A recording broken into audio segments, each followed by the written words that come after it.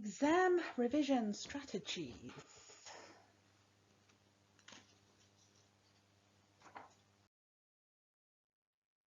Learning objectives. Explore the personal strengths and weaknesses in relation to exam revision strategies. Apply a range of effective exam revision strategies. Plan, formulate and outline responses to exam questions that fully meet requirements of the set question. And the first thing that springs to mind about revision is that there are typically numerous barriers to it. The most popular being that there is no time to do it. But most likely the student is lacking in enthusiasm or motivation to have enough of a sense of priority and discipline to just get on with it. It's often perceived as too difficult, and this could be negatively affecting motivation, or that the student is lacking in confidence. It can be just too overwhelming, mainly because even though adequately prepared by the tutor, the exam is just an unknown quantity that causes anxiety. That's the biggest issue, I think. The student can thus have no idea how to get started, and they're unsure of the required resources that they need. They might not have made enough effort to find horses to practice on, hence why revision should take place as early as possible in the learning process, soon after you've had the lecture, and be ongoing, because you never know when the barriers may become real. There are numerous revision strategies, and students should use a mix of these to get the best stress-free results. The most important is to identify your learning style.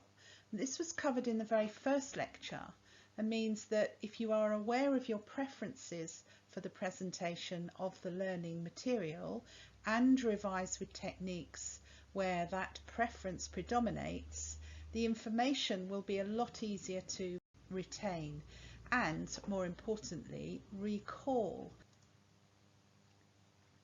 Use a mix of those techniques for revision of the same topic. And you could colour code different topics of information with highlighter pens, but be careful not to paint the whole document, or that exercise would be pointless. Create a revision timetable and follow it. Regularly allocate time to systematically revise. Although preparing topic quiz sheets and completing them at times throughout the day, such as when you are waiting and have nothing else to do, is a highly efficient means of revising consistently. Get your revision done according to whether you are sharper in the morning or at night. And changing your mindset can help enormously. As Henry Ford once said, whether you think you can or you can't, you are right. You can sometimes convince yourself that you can't do something, and then when you start doing it, all that feeling goes away. And your subconscious mind can be very convincing, so don't spend time procrastinating in negative thoughts. Just get on with the job and you will soon convince yourself that you have become a confident learner. Rehearse your practicals. This is kinesthetic learning, and practice will help you appear more polished. Get the routine elements of the practical exam firmly parked in your memory so as not to miss anything important out on the day. Revise at optimal times for you, at times when you are most relaxed, although it can be effective as a distraction to a stressful situation, such as having dental treatment. That's a good time to recall names of muscles or joints from the head to the feet. I once found this extremely useful in an MRI scanner. It's amazing how time can fly when you are focusing on your revising. Audio recordings are priceless. Yes, it takes effort to make them, but you only have to do this once, and it's helpful to swap audio files with others so that a different voice can be listened to as a memory aid. Think of this as another method to blend techniques. Make images or videos of practical tasks. It's a great way to polish aspects of your performance when you see yourself carrying them out. Individuals can take on very different personas when in front of a camera.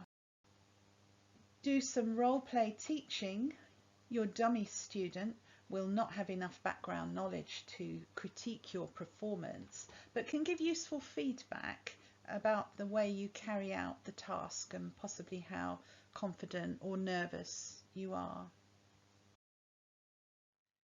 Flashcards are excellent because you can ultimately discard those that you have become confidently familiar with, so reducing them to a few and enhancing confidence in your preparation.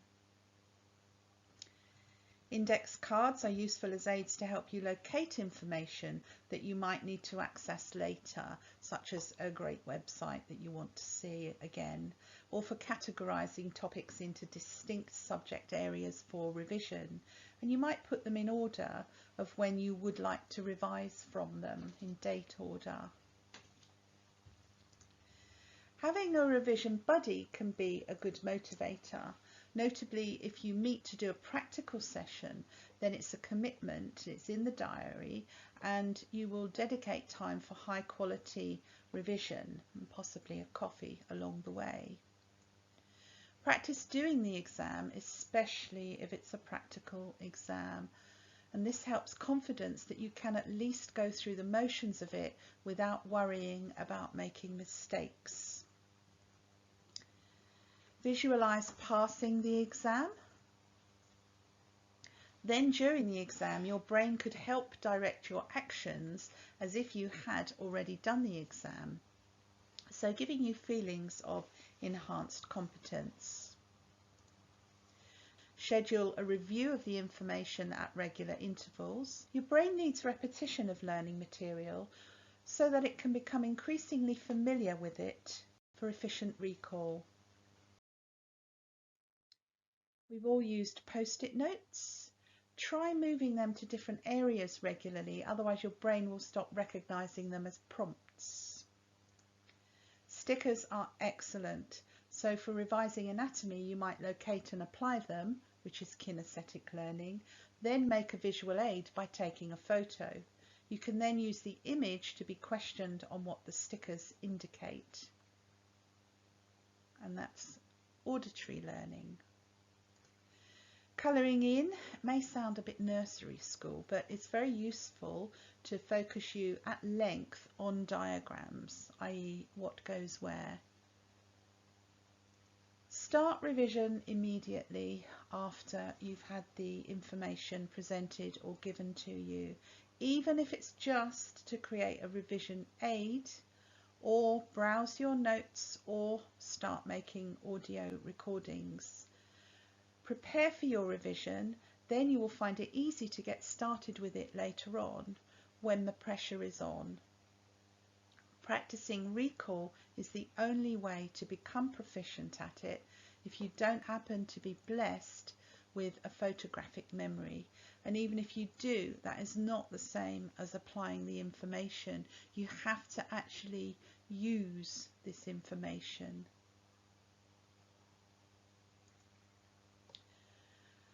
Work revision times into your diary as a commitment to yourself. Practicing on real horses, saddles and riders is the only way you can pass this course. It cannot be done with no horses, no saddles, no riders, and it can't be done very well with just 1 or 2 horses.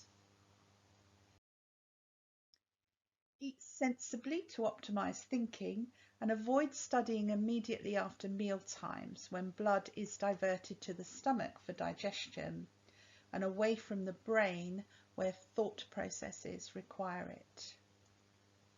Get adequate sleep. You cannot think when you are fatigued. Take regular breaks, and activities such as dancing or taking a short brisk walk can stimulate circulation for better focus. Aim to work with a sharp, receptive mind. Don't just attend revision sessions, be proactive.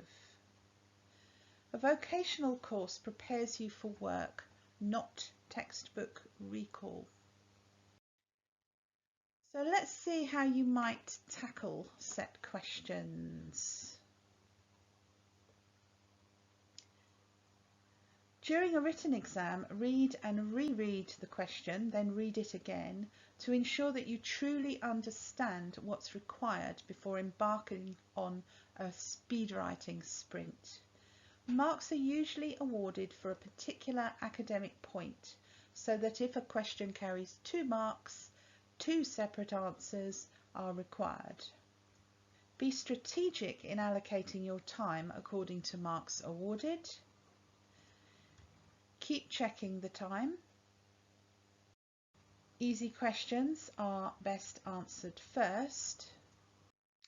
Practice speed writing and use a comfortable speed writing pen for this. That's really useful to actually have a pen that helps you to write fast. Read the question, really focusing on how you plan your answer. Otherwise you'll waste time just writing that won't generate any marks. Structure the answer with a mind map, notes or bullet points. Don't just write and waffle. So to summarise, knowledge recall is as much a priority as memorising that knowledge. There are a variety of barriers to exam revision, many of which can be overcome with a change in mindset.